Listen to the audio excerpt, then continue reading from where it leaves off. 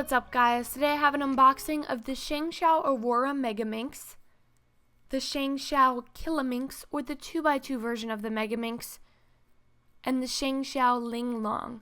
So a Shang unboxing. So starting off with the Shang Megaminx, the tensions out of the box were quite tight and uneven, which is always kind of annoying because it's hard to get a first impression of it. However, the turning on the puzzle itself was extremely smooth, but because of those tensions, the corner cutting was a bit lacking, so there was some lacking. But I do have some previous experience with this puzzle because I do have a second one, so I know the potential that this cube can be at, and currently the white one is my main. Unfortunately, when I started to turn all of the sides on the Megaminx, I found that one of the corners kept falling off, so I'm afraid I might have to super glue that.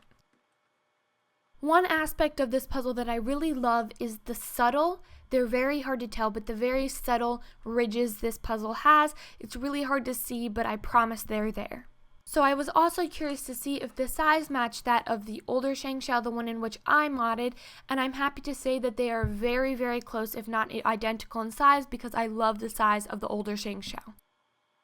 So with all that being said about the Shang Aurora Megaminx, let's just get right into the kilominx, which I was super excited for because I heard a lot of great things from different people about it. So the first thing I did was check to see if the color scheme was the same as regular Megaminx's, which it is if you are curious.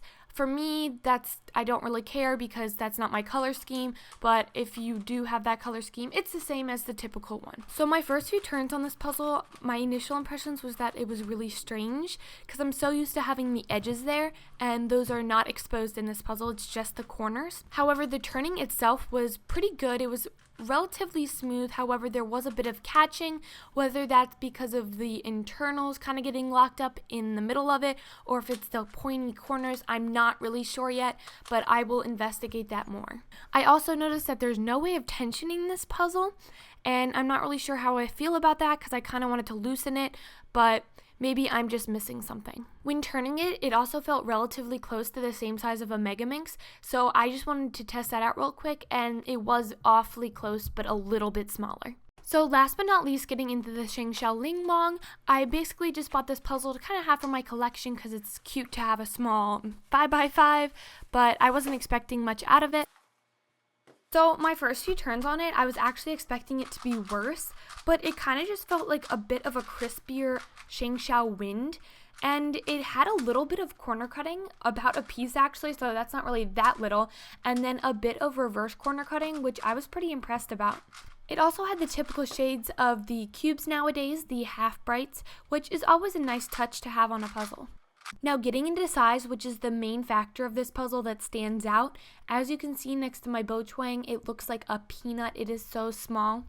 And then next to a 3x3, it's maybe a tad bigger, which is crazy. So overall, this is a really cute puzzle to have, and I'm glad I got it, but I'm not sure if I will be reviewing it.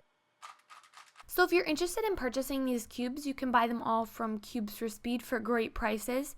The Shang Aurora Megaminx, which is my current main, costs only $12.